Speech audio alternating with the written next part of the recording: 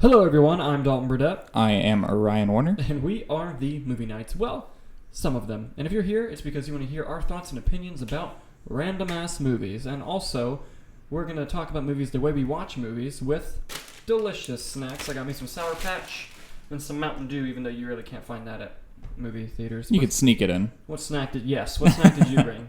I brought some Trolley Sour Bite crawlers because they're colorful, and we're going to be talking about some colorful movies today. And then got some water in this cute little Turvis right here. So, you know me, always fucking rocking it. Oh yeah. So go ahead and just introduce the topic of what we're going to be talking about today. Yeah, so today we're going to talk about something we both love, or a genre we both love, which is horror movies. And more specifically, in the horror genre, are slasher films. Typically, slasher films involve a killer, serial killer, or just typically one character that just goes around and kind of kills everyone in the movie, typically with a knife, chainsaw, machete. Am I missing anything? Phallic-shaped weapons. Correct, yeah. And that's basically kind of what describes the sub-genre of slasher films. Yeah. Sorry, I'm diving into these snacks. Yeah, just fucking do it, dude. And also, I'm a little nasally, so I apologize for how I sound. But, you know. We'll get there. Oh, yeah. So, obviously, in America, Psycho came out in 1960. Mm-hmm. And that was like, didn't kickstart the slasher genre, but it was like an early blueprint for what would later inspire slasher films. Yeah. But also, you'd be remiss if you didn't go back and mention Italian giallo cinema, which was like an early blueprint. Around the same time, 1960, around that, a little bit before, which was just like really colorful, insanely fucking bloody horror films. Like, you can watch clips. There's one famous one where like a girl gets her arm cut off and blood just like all over the white walls, just sprays. That's awesome. It's an Italian movie, yeah. Like Dario Argento. Dario Argento is a really prominent director of giallo films. He actually directed the original Suspiria. Okay. But is that a foreign film, the original one, or is it? Yes and no. Okay. I think it was an American production, just in the whole place. Okay. I will say, as we're talking about like the Italian film slasher films, I don't know anything about this, so really, Dalton, you're just gonna have to lead this conversation until we like dive into some stuff that I know about. I didn't look at my notes before this, so I'm just going based on what I remember. Yeah, Italian giallos really, like Hitchcock would inspire Italian giallos, and Italian giallos would inspire Hitchcock. It was like a whole thing that was happening, and they would constantly inspire each other. And then the American slasher didn't really kick off until a movie that we famously talk about all the time in this podcast, and we're going to talk about it more.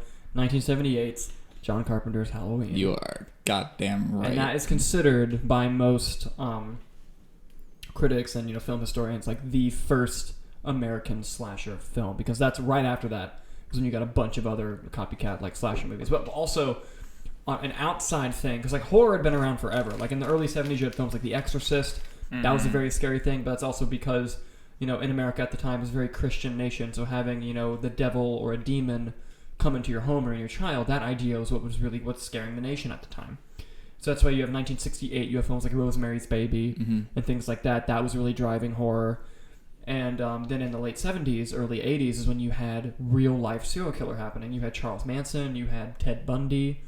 All these things were taking over all over the news channels, and the public was really scared. So naturally, Hollywood was like, let's make some money off of this fear and put serial killers like this in our films, because people will come in spades to watch it, because horror movies always do well generally. Art imitates life, and life imitates art. So basically, they wanted to like get people to come to the theater and be scared about this type of movie. Yeah. And while Psycho was one of the early first movies to put you in the killer's POV, there was actually a British film that came out the same year called Peeping Tom, and that movie was literally about a guy he was a photographer. And he was obsessed with, he was like a videographer, and he was obsessed with videoing you as you died. So he would bring people back to his place, have them be models, videotape them, and then stab them. Like he pulled out like a huge, definitely phallic image of like this blade that he would drive into you as he was like pushing in on the camera. And it's a really messed up movie, but it was one of the early first movies to put you in the killer's point of view. Yeah. Psycho did the same thing, and then Halloween, literally the opening scene is entirely shot from the POV of the killer. So we're going to spoil a bunch of movies also. And so let's go ahead and talk about some slashers. I will let you start the conversation off with Halloween. I fucking love this movie.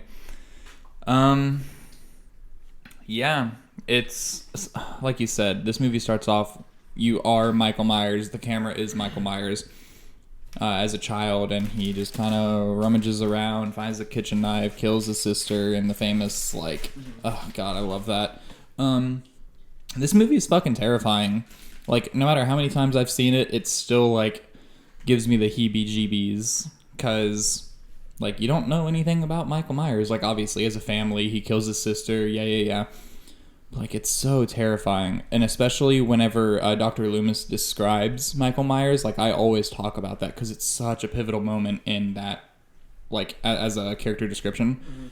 Saying that, he studied him for 15 years and he always, like, looked into his eyes and you could see nothing but darkness and, like, oh, it's so fucking good. Devil's eyes. The devil's eyes, yeah. Which is also playing into that fear from the previous types of horror films of, like, the supernatural and the demonic, things like that. Yeah.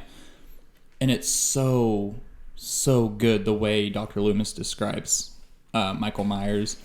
And it's true, like, even as a viewer, you don't know anything about Michael Myers. Like, you don't see into his eyes. You only see his face once for, like, a second, maybe a second and a half whenever Laurie Strode takes his mask off. So, as a viewer, you don't even know what this guy looks like. And I really like the supernatural aspect of it too. Like at the end, whenever Dr. Loomis comes in and just peppers Michael Myers, and Michael Myers like falls off, and he consoles Laurie because she's fucking terrified, and then he goes over the window or out to the balcony, and he's not there. Like, what better way to end a horror movie than to let the killer like go off? Like, you don't know where he is.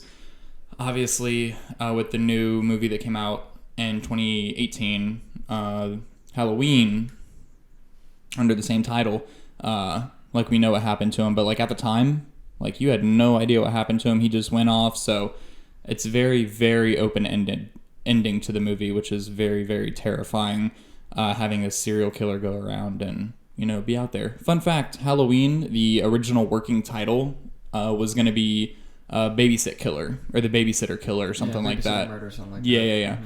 And that's Thank fun. God they didn't call it that, because that's a dumb fucking title. Yeah. Glad they stuck with the Halloween theme. And, of course, the iconic score with it that just everything about that movie is so good. Well, one of my favorite aspects about that film is, and the 2018 one does this as well, it consistently asks you, or tries to convince you of two conflicting things. It tries to convince you Michael Myers is just a man, and Michael Myers is something more. There's something supernatural about him. Because throughout the movie, it'll give you hints of like, oh, he's just a guy. And then it'll give you hints of like, no, a normal man couldn't do something like that. And it's Laurie Strode who's like, no, like, there's something different about this guy, and everyone's like, he's just a guy in a mask. Yeah, and just that, like, yes, like, especially like when he takes the mask off, that's the movie being like, look, it's just a guy. Like, you can stop him, he's just a guy. And then the famous ending of the film, which I love, when, Dr. Loomis puts a whole fucking round into him and then looks at the balcony and he's gone. And that's the final convincing of, like, no, he is something more. And even the 2018 one did it as well.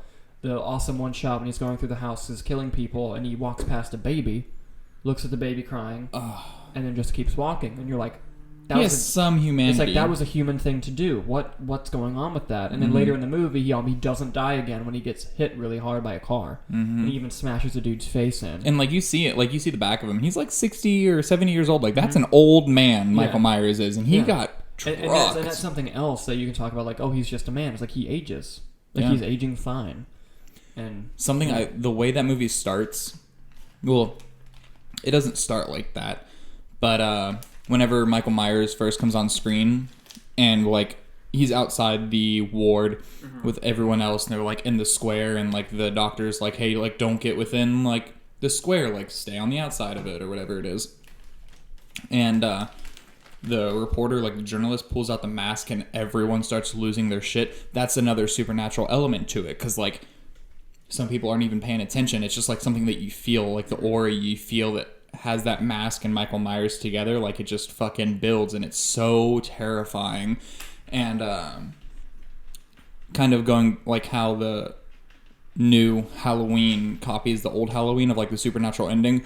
I mean, as of right now, like, 2 sequels are announced, and Like, we thought Michael Myers died, but apparently he doesn't, so it's gonna really... Because money. Because it makes money, yeah. But, not to talk too much about movie news, but, like, that drives home another supernatural element about it. Like, there's something up with Michael Myers. I hope they never dive into what it is, because that's what makes that movie so scary. It's like, you have no idea, like... And what I love about the original film that the newer film didn't do as well, although it did it a little bit, was just he's always in the background. Oh my god, yeah. And like it won't tell you he's there, but you'll find him. And you're like, oh shit, he's right there. And it's like it's such a great thing. And just iconic shots too of just him like standing across at the neighbor's house like that. And that was actually John Carpenter's wife did that shot. There was, I think, like 7 people wore the mask and overalls. Yeah. Which is what's great about that character is like you don't have to have one actor for it because you don't show the face. Yeah, you can be a stuntman, it can be whatever's convenient. Whoever's around, and oh god, there's something I was gonna say with it, but I can't remember what it was. I don't know, but continue. Another slasher that was really inspired by Halloween, and like Halloween, it had a bunch of fucking sequels that we're not gonna get into. Although the original Halloween 2 is not bad. It's not great, but it's not bad. I recommend it. Just watch it. It's not bad.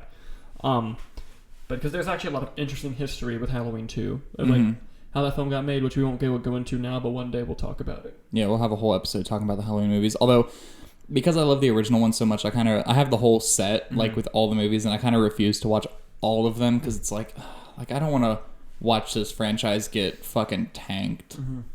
No, I know what you mean. Yeah. Also, it's one of those things like. The second one, like I feel about Halloween 2 how I feel about Jaws 2. Okay. Like Jaws 2 is not very good, but there's enough fun stuff in it where like you can watch it and like not hate yourself. Okay. But then there's Jaws 3 and you're like, wow, I want to die. And then Jaws 4, you're like, no, now I really want to die. Which one's a Revenge? Is that 2? That's 4. That's 4? Okay. Yeah. But anyway, before we got sidetracked on my own comments, another slasher that came out after Halloween, that was literally the reason it happened was because of Halloween, is Friday the 13th. No, don't make that. I hate those films so much. Except for which one? Jason X is a masterpiece, and there's no convincing me otherwise. Film is an absolute masterpiece. By the way, obviously, we're not going to get to all of the slashers today because, we're not going to be able to do all of them. So if we miss something that you were like, hey, they didn't talk about this slasher movie, please drop it in the comments and let us know, and then maybe on another episode we can bring up those films. Yeah. But anyway, Friday the 13th, Sean S. Cunningham, who directed it, has literally admitted, like, we made that movie because of Halloween. They're capitalizing on it. Yeah, and they're like, think of a title that has to do with a certain date because the original is called Halloween. So they're like, Friday the 13th. Spooky. Yeah, so they did that. And even if and the thing is, it's a poorer, that's not a word, it's a not as good done version of Halloween. Yes. Like, even the shots are messy, and it's like, what am I watching? And it's so... The twist is cool. In the first one? Yeah. Yeah. Like, and she gives a good performance, the actress playing Mrs. Voorhees. Very well done. And I you know what? I like the ending. The only part I like is how the film ends when the chick has a nightmare of Jason popping out of the water and killing her, and then he just goes, he's still out there. Really scary. Yeah. In the second one, he gets the potato sack. And in the third one, he gets the mask. Yeah, which is funny that mask is so iconic because he doesn't get show up to the third one. Yeah, that's like that's toys, that's marketing, that's genius on them. But yeah, Friday 13th came out of Halloween success. It's not very well done. How many years later? Do you know off the top of your head? I'll look it up right now. I think it's 1980. I think it came out 2 years later. That was a quick fucking turnaround. Quick turnaround. They wanted that money. No, but it's genius. And there are even horror movies that do that now, where it's like they make it for stupid low budgets, and then in one weekend they've made their money back. Blumhouse is really good at that. Yeah, 80. And something else about like Friday the 13th is, and this also happened with another franchise we'll talk about again, but like horror in the late 80s and early 90s kind of gave up on being scary, and people wanted to go because they were gory and funny and stupid. To which movies, I'm sorry? Like slasher films. Okay. The reason why the slasher genre died out in like the late 80s was because they started getting stupid, funny, like people were only going to like get high and watch a bunch of teenagers die, and it was like, it put this message of like, don't have sex or else you're gonna get killed by Jason, and in a lot of the early films, like they didn't have that message. Like Halloween, yeah, the teenagers have sex and then they get killed, but that's not why that was happening. Yeah, they were just distracted and they didn't pay attention. Literally, the plot of Friday the 13th is he kills teenagers having sex because that's why he drowned. Yeah, and it's like it was just a weird thing to target and attack, and like it's like it's a conflicting message there. Like I can see the positivity of it, but I can also see the negativity of it, and it's I don't know. Like I just don't know how I feel about that whole thing. Yeah, because it's not like you're gonna scare teenagers into not having sex because Jason will get them. Yeah, and it's a weird like summoning circle. Yeah, and like instead of like having a circle with like candles and like summoning the devil or some demonic thing, it's like just have sex and Jason will pop up. Yeah, and like something else is the movies got really dumb. Like I forget which Friday the 13th it is, but there's one where a guy just turns around and goes huh, and Jason just punches his head off. I think that's like 3 or 4. Yeah, I don't remember which one it is. I've seen all of them except for Takes Manhattan, which is fucking Nick's favorite, and then Jason X. But I quickly going back to Halloween, I remember what I was going to say about that. One thing I absolutely love that movie does, including like the killer POV shots, is you hear Michael breathe. Yes. Terrifying. Fucking love that. Yeah. But yeah, so going back to Friday the 13th. And that Michael Myers is just such a better character than Jason Voorhees, like since we're comparing. Like okay, yeah. Like okay, he drowned in the lake and now he's back and he looks scary. That's why he has a mask. And and it's like he has a machete. It's like, okay, you're marking off the checklist of what a slasher movie needs, but you're not like Michael Myers is just a scary character because he just murked his sister when he was 6 because he wanted to. Yeah. And then he was locked away, then he escaped. And it has enough character development to know who he is, like I said, with Dr. Loomis describing him. Like, that's all you need to know about him. Jason, Michael you don't fucking Myers know felt anything. like a real person that could kill you. Yes. Like a real human being, had a supernatural element. But that's why it was so successful in that, because like of the real serial killers at the time. Where Jason was such a... And that's kind of why the first Friday the 13th people were scared of, because it was his mother in the first film. Which makes sense. Yeah. But then, as it went on, it got more and more out of control and crazy. But then, in the early 80s, you have another film that came out. Or, the mid 1984. That was good, because I literally just pulled that up. You had another film come out that got into your dreams as well, which is fucked up. Like, why would you mess with dreams in a horror movie? A Nightmare on Elm Street, Wes Craven masterpiece. I fucking love A Nightmare on Elm Street, and I love Freddy Krueger. Freddy Krueger, again, amazing character that they've made in that film. Yeah, no, I remember watching this movie whenever I was younger, and like, it just fucking, it haunts you, dude, because like you feel like you're not safe in your dreams, and like when you sleep, that's the one time you're supposed to be safe, and you can't be safe. Yeah, and something that a lot of slasher movies do is I forget which critic brought this up in an article. I'm really doing bad as a film student here. But a very famous term that's still around today is called the final girl. And a lot of... Famously made by...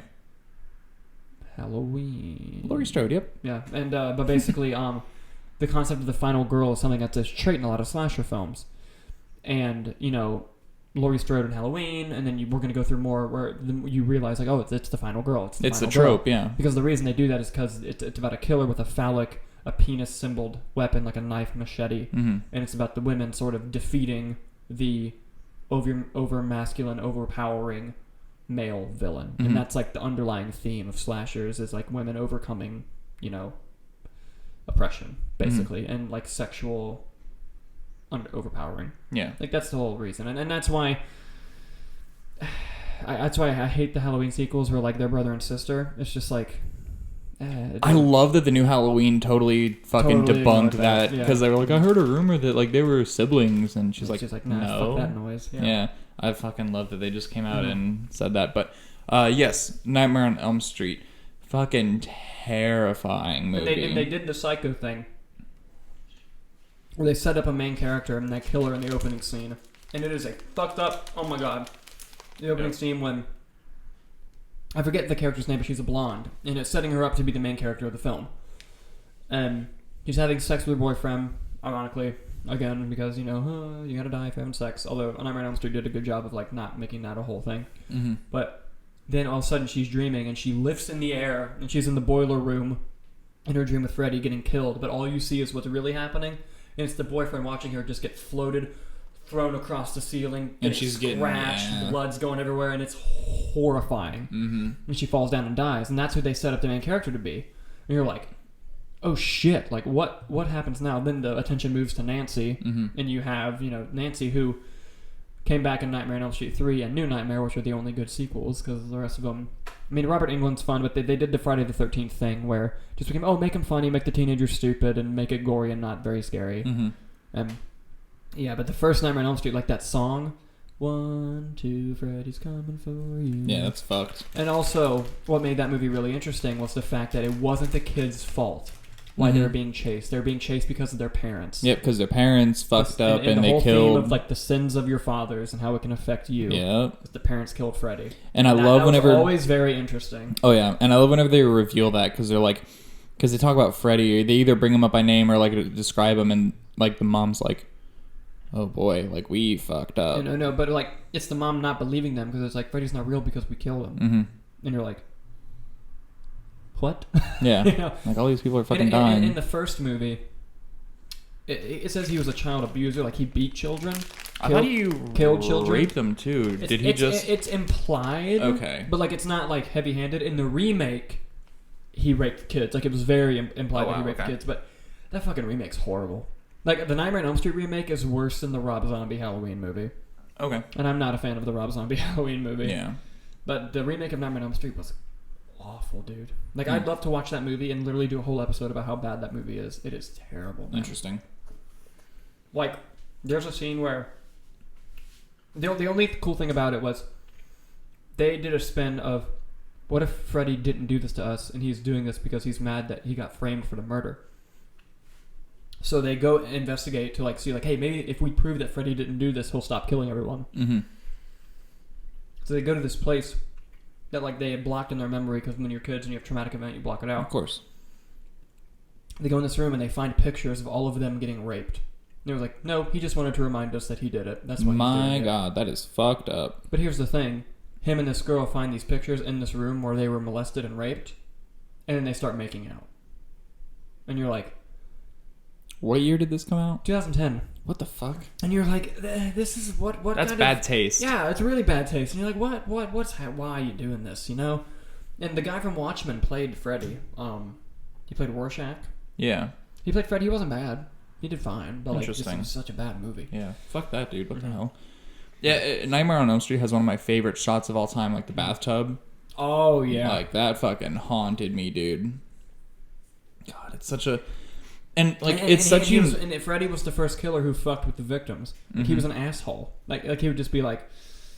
Yeah. So one of the things, like, when he's killing the opening girl, she says, oh my God, and he pulls up his glove and he's like, this is God. You know, stuff like that. And then in the sequels, you know, he does the hilarious stuff. Like in the third one, which is actually pretty good, is when he turns on the TV and goes, welcome to prime time, bitch, and then kills the girl. Interesting. But he fucked with the victims a lot, and like would insult them and all that. And it's such unique of a killer. Like, even though it's slasher, like he has his own trademark, like the glove. Like Michael Myers has the machete. Or Jason, fuck that guy. Yeah, the knife. Yeah. Jason, fuck that guy. Although, like, I kind of enjoy those movies for what they are. I don't. But Jason X's masterpiece. I haven't seen that one.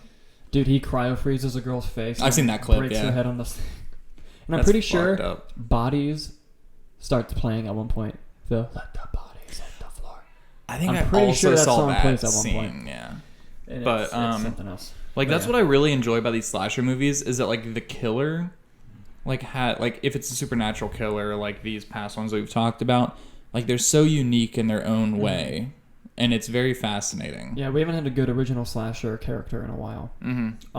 But now I'm going to skip to the 90s, because I want to talk about a slasher movie that I fucking love very much. Yes. Also directed by Wes Craven, 1996's Scream. I love this movie for a plethora of reasons. You know, all the performances are great. It's a great script. The script actually caused a bidding war, with every studio really wanting to make it. But really, I did not know that. But Dimension and the Weinsteins won. but Yikes. they produced the movie, and it has an incredible twist to the end of the film. It really used modern times, to bring back classic horror tropes. Like, it has the final girl, Sydney. And it actually has consistent characters that stay throughout the franchise, which not many horror franchises do. And it also, that creepy ass voice on the phone that calls you and just like, hello, you know, and like does the whole... What's your favorite movie? Yeah, after this movie, caller ID increased by 97%. Really? Something like that. Like, I'll look up that, like, it's something crazy like that. Yeah, like, it was like created like a whole new way to scare you because that had never been a thing, like calling people and fucking with them. Like, I mean, When a Stranger Calls, but that's like a house phone. And, Black Christmas, which we'll talk about more, because like there were movies that came out before Halloween that were kind of slasher but not really slasher. Yeah. Like Black Christmas and House and Sorority Row, things like that. Yeah. And Texas Chainsaw Massacre, which we'll go back and talk about. Yeah. But we'll kind of bounce around. Yeah, but in Scream, the slasher was dead. Like, they weren't making any more of them. The Freddy and Jason movies weren't happening. They weren't making any money. But this movie came out at Christmas. And the reason why Wes Craven and a lot of people like really wanted this movie to come out around Christmas time was they were like, yo, the slasher audience has nothing right now.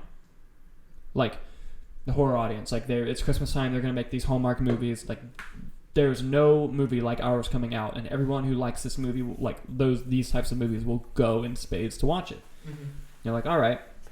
And you know, the idea of Ghostface, just how it can be literally anyone you know. And I love a good whodunit. So it's like just about like who's the killer. And the twist, too, the with twist it. Is insane. And all the performances are great. And, you know, it's funny without being silly. It's very scary. And the finale, it's one of my favorite third acts ever. Just the way it naturally builds. Mm-hmm. And also, it's a meta horror movie.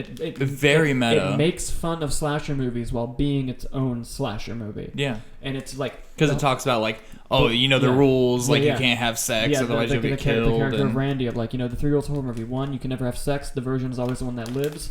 2, you can never say, I'll be right back. And, you know, you can't drink alcohol or do drugs or else you're always going to die. Mm-hmm. And then the movie breaks all of those rules. Mm-hmm. Like, Sydney has sex and she lives. She's still the hero of the film. Mm-hmm. Courtney Cox at one point says, I'll be right back, and she lives. And then, you know, all the characters drink and do drugs, and some of them live, but some of them die, but some of them live. And it's kind of, it was its way of saying the slasher is back, but it's different now. And, you know, the thing is, Scream, much like Halloween, then got a lot of copycats, but it was with the same writer. Like, I Know What You Did Last Summer. Okay. Which I haven't seen the whole thing. I've watched bits of it, but I didn't like what I saw. That's kind of a silly movie. And just, you know, a lot of slashers like that came out. That's also when they started remaking a lot of old horror movies. Was in the early 2000s, late 90s. I even think Scream 2 is really good. They even have those spoof movies of, like, Scream. Scary with, movie, like, yeah. But, like Scream 2 is really good. Scream 3, not so much. I love Scream 4. I know a lot of people don't like Scream 4, but I fucking love Scream 4. I thought it was excellent. But yeah, you know, and just, you know, the fact that, but also we're not talking about how the slasher genre changed other types of horror as well. Mm-hmm. Like, Evil Dead 2, for example, came out in the middle of when slashers were really big. Yeah. And they turned Ash into a final girl. Yeah, absolutely. And I literally wrote a whole essay on this when I was in college of, like, Ash became a final girl in Evil Dead 2. And they give him all the traits, and they also make fun of the fact, like, every macho decision he tries to make, it backfires. Mm-hmm. And they literally make him into a kick-ass final girl, but it's just a guy. It's Ash. And, you know... Eventually, another resurgence came back in like supernatural horror, but the way the plot was structured and the way the storytelling goes was very similar to that of a slasher. Mm-hmm. And you know, the slasher really, really changed horror forever, not only in its own genre but other genres as well. And to be honest, I feel like slasher movies are the best like subgenre of horror. Like, because like when you watch horror, when I watch like modern horror movies, like it relies too much on jump scares, and I don't like that. I like to be shaken to my core. Like Halloween does that. Yes. I haven't seen the sequels to Scream, but like the original Scream does that. Have you ever seen Scream 2? Nope. Oh, dude, it's so good. But kind of quickly talking about Scream, do they do the same thing like in Psycho, where like they build this girl to be like the main character and then they kill her, or is that just like Scream? Yeah. Oh fuck yeah! How did I not talk about that? Drew Barrymore in the opening scene because she was huge in the 90s, on all the posters and all the trailers, murked in the opening scene, and it's fucking brutal, dude. Yeah. My sister also loves this movie, and there's a part we just talked recently that still scares her, and she talks about it. And it's the opening scene when Ghostface is killing Drew Barrymore, and then after he punches her throat, she gets up, like gets him off of her, and then goes to try and like she sees her parents, and she like reaches out because she needs you away from her parents, and she's like, Mom, but it can't say it because of how bad her throat's been hurt, and then Ghostface pulls her and kills her, hangs her by the tree. It's horrifying. Yeah. And, you know, it's just crazy how these slasher movies, like, they usually set up right in the beginning, like, this is what you're watching. They have all this sick-ass kill in the very beginning. Yeah. Like, it's also another trait, like, throughout slashers. Yeah. And that's what I really like about, you know, Scream, because they set that standard really high. Psycho, and Halloween, of course. Like Michael Myers, I think he's like 4 or 5, and he just fucking murders his sister just in cold blood, and then goes out to his parents expressionless, and like, yeah, no, it's just fucking terrifying, and that's what I really like about him. Anything else about Scream though? Because I can't remember too much, and I know you like this movie more than me, so like if you just want to fucking go on, like I will be more than happy to listen. No, it's really funny. But not like stupid funny. Like the characters are just very, very funny. Yeah.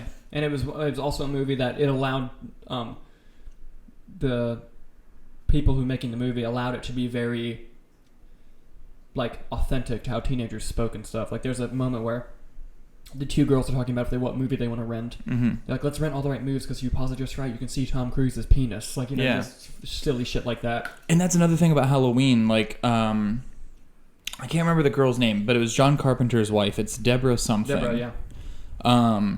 When John Carpenter was writing this movie, he had his girlfriend, Deborah, at the time, write all the female dialogue because he's like, I want this to be authentic and I want this to sound like a typical girl's conversation.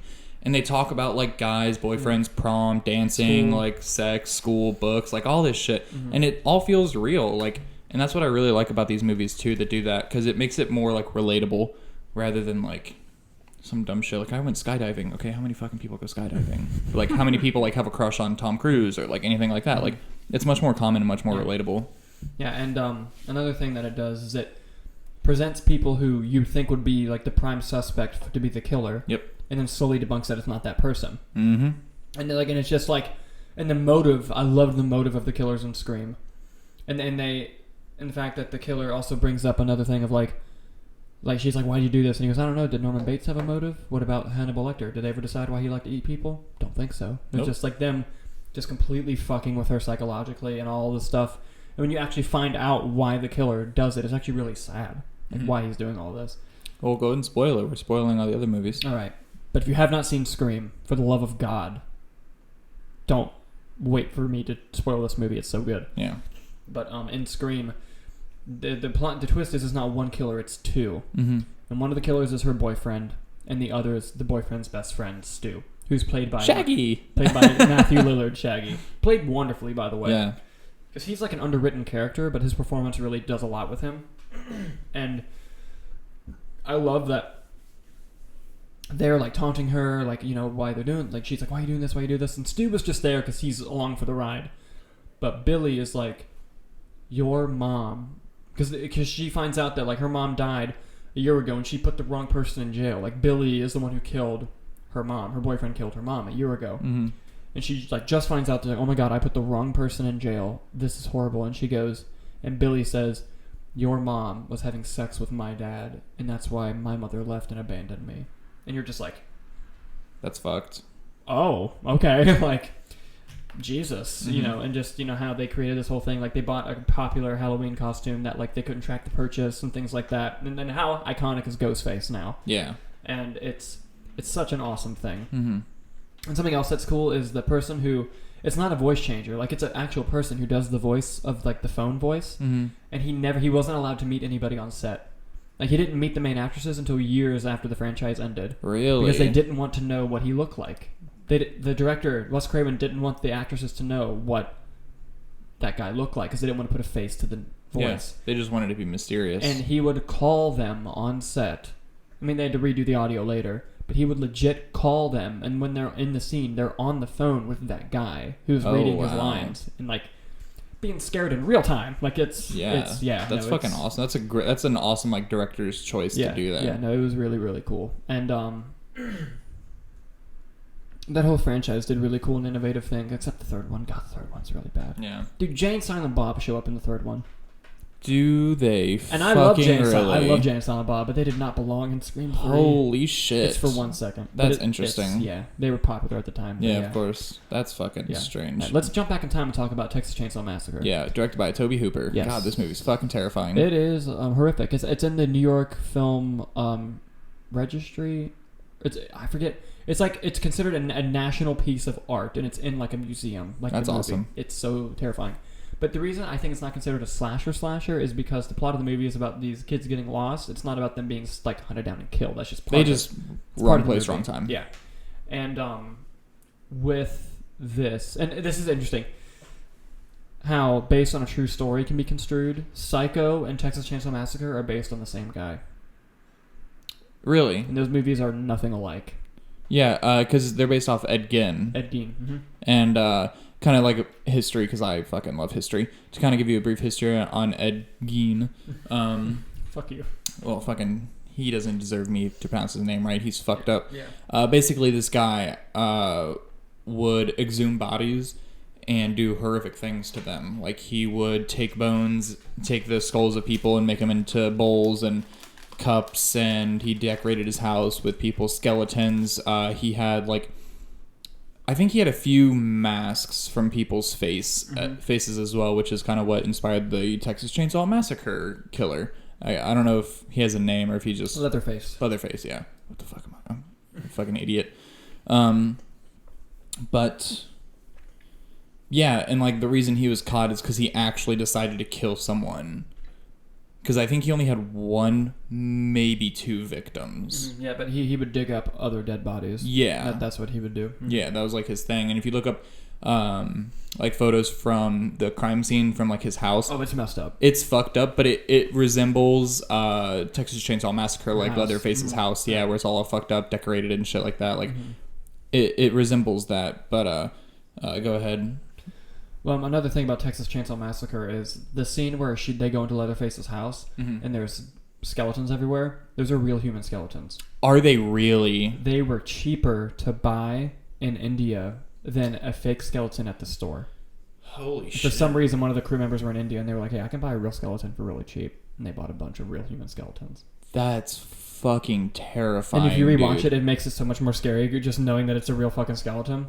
What the And I love how Leatherface was just this really like tall but kind of chunky guy, and he would very simpleton. Very simpleton. He would chase you down. Like the first kill, he just whacks someone on the head with a hammer. Person starts twitching out. He throws him in the thing and then just like slams the door shut. Just like boom, boom, boom. Like, and you're like, oh shit, all these people are dead. And when later he gets the girl and hangs her on the hook. Oh God! Yeah, no, that one hurt. But dude, the final shot of this movie is so terrifying. When the girl's able to get away. The girl gets away, is laughing, and then he's just like spinning in circles. Like it's such a beautiful shot too. Yeah. Oh, and the way it just cuts, like all sound just yep, and it cuts at the end. Dude, when I watched this movie for the first time, I didn't really know much about it. Like I almost thought that he was gonna Leatherface was gonna get her because like that truck slows down just enough for like him to like almost catch up. Yeah, and she just is laughing because she's like fucking terrified. Like she just can't believe she got away. Like she is just she's gonna be fucked up for her life. Her whole life, yes.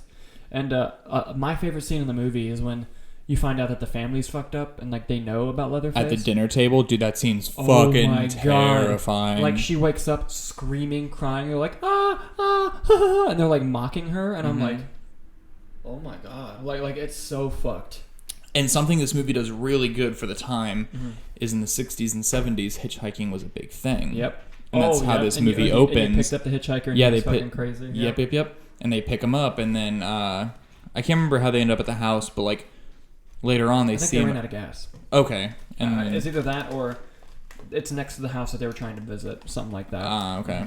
Yeah, I've only seen it like once, maybe twice, but I watched the Michael Bay one, and that one was fucking... Michael Bay has one? I think he produced it, yeah. I don't think he directed it. Is that the one with McConaughey? No, I'll look it up right now, but... Because I know there's one with McConaughey. And speaking about wacky sequels, dude, Texas Chainsaw Massacre 2 is the wackiest horror sequel I've ever... I haven't seen the whole thing. Which one, I'm sorry? Texas Chainsaw Massacre 2 is... Oh, yeah, here it is. Talk about the complete opposite of, like, the first movie. Mm-hmm. Dude, this movie opens with a car chase with Leatherface on the other car, hacking into the car next to him with a chainsaw. What to, like, in the 80s fuck? music. Yeah. Also directed by Tobe Hooper. Interesting. Like, doesn't make any goddamn sense. Yeah. But yeah. I found the Michael Bay one. It came out in 2006. It was directed by Jonathan Liebesman, also directed Ninja Turtles, so he's like worked with Michael Bay on several other things. But Michael Bay was a producer on it. And this movie is fucked up, but it is so bad. Came out in 2006. It's called The Texas Chainsaw Massacre: The Beginning. So it's like a retelling. But, dude, yeah, this movie is fucked up. Yeah, I got one. One of my favorite slasher movies of all time. Okay. Came out in the year 2000. What movie is that? American Psycho with Christian Bale. Oh my god, that is a fucking slasher movie. Is absolutely a slasher, but it's all from his perspective, and it's so fucked up. It's such a good movie. Like, it has one of the greatest scenes of all time when he's with Jared Leto's character, and they're in his house, and he's Huey just Lewis like, in the news. Yeah, like Huey Lewis in the news, and Jared Leto's really drunk, and he's just like walking through, like doing all this stuff. Slowly puts on like a raincoat, puts his newspapers everywhere. And then he just fucking yaks Leto in the face with the axe. The blood gets on him, and he like, because the reason he killed him is because in that high Wall Street life he's living, Leto has a better business card than he does. Mistook him for another co-worker, which is like he takes so personally, and because it defeats his like masculinity, and he doesn't like that. And he's like considers himself the perfect human man, and also he can get reservations at a restaurant that he can't get, and the reservations he gets is at a place called Dorsia. So after he whacks him and kills him on the first shot, but he whacks him and then looks at the dead body and goes, "Try getting a reservation at Dorsia now, you fucking stupid bastard," and then just keeps yakking at him. This movie's fucked up, dude. It is so messed up, and it's so good. I love how it ends.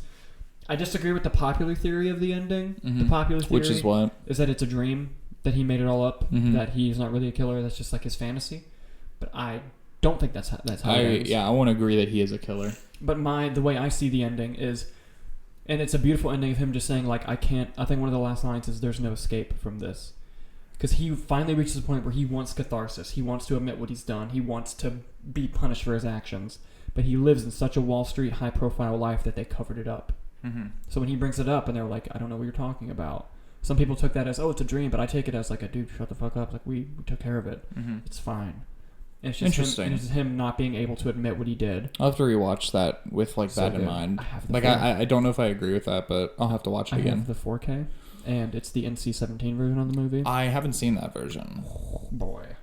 But speaking of slasher movies, like you said, the final girl trope. Let's talk about Evil Dead 2 because we both fucking love that movie. It's not a slasher movie, but let's.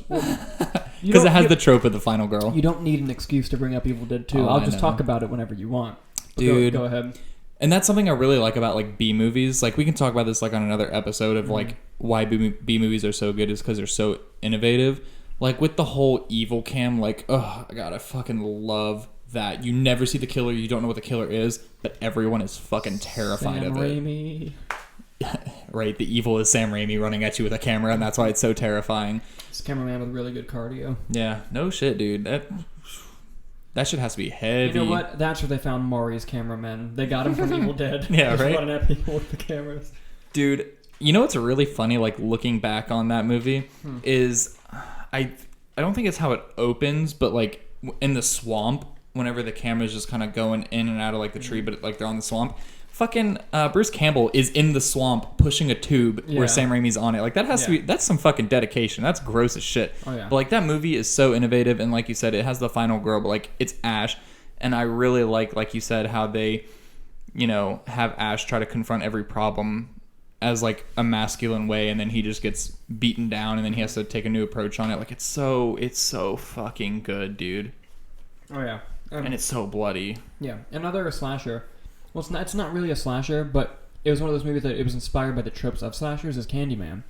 I actually haven't seen that, but I know they're remaking it with Tony Todd. Okay, he's scary. He's in the Final Destination movies. Oh, and those were inspired by slashers. So we're gonna talk about those. I haven't seen those either. This is all you, Chief. What? Yeah, they're so terrible, but I love every single. Which one's the one you them. really like? Is it 5? 5.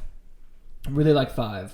Although 2 might be my favorite, just because it's the most innovative in terms of the deaths. Okay, but 5 is actually a legit good movie. Yeah, but Candyman, I've seen it once a long time ago, but it's Tony Todd. It's very supernaturalistic again, but it was inspired by slashers, has the kind of final girl trope. Okay. But Final Destination. Woo. It's literally just it's a premonition of there's some major accident that someone sees, and then they all start slowly dying in the order they would have died on the accident. Like the first one's a plane crash.